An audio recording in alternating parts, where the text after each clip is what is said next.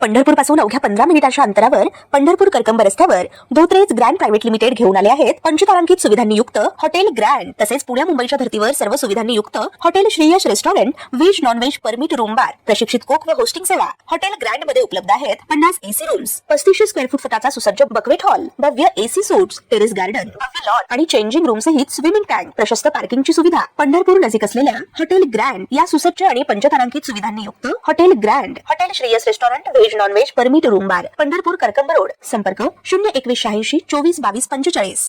सभागृहात रमी खेळण्याने कृषी खाते गमावलेले राज्याचे क्रीडा मंत्री माणिकराव कोकाटे हे 30 वर्षापूर्वीच्या सदनिका गैरव्यवहार प्रकरणात अडचणीत आलेले आहेत।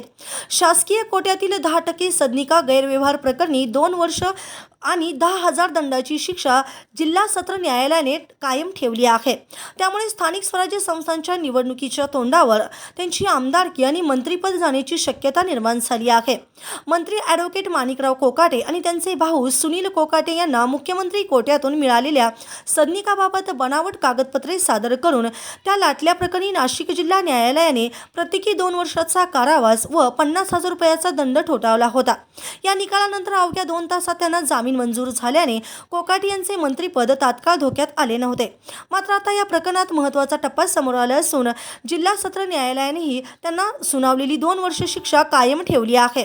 त्यामुळे मंत्री माणिकराव कोकाटे यांच्या राजकीय भवितव्यावर पुन्हा एकदा प्रश्नचिन्ह निर्माण झाले आहे। शिक्षेची पुष्टी झाल्यामुळे नैतिकतेच्या मुद्द्यावरून विरोधकांकडून त्यांच्या राजीनाम्याची मागणी होण्याची शक्यता आहे। तसेच या निर्णयामुळे राज्याच्या राजकारणात खळबळ उडाली असून सरकारची पुढील भूमिका काय असेल याकडे सर्वांचे लक्ष लागले आहे। मुख्यमंत्री कोट्यातून सदनिका मिळवण्यासाठी खोटी कागदपत्रे देऊन लाटण्याच्या प्रकरणात कृषी मंत्री माणिकराव कोकाटे यांना 2 वर्षाच्या कारावासाची शिक्षा आणि 50,000चा दंड ठोठावण्यात आला होता। ताज्या घडामोडी पाहण्यासाठी आमच्या YouTube चॅनलवरील PVR म्हणजेच पंढरी वार्ता या न्यूजला सबस्क्राइब करा आणि शेजारील बेल आयकॉनवर क्लिक करा।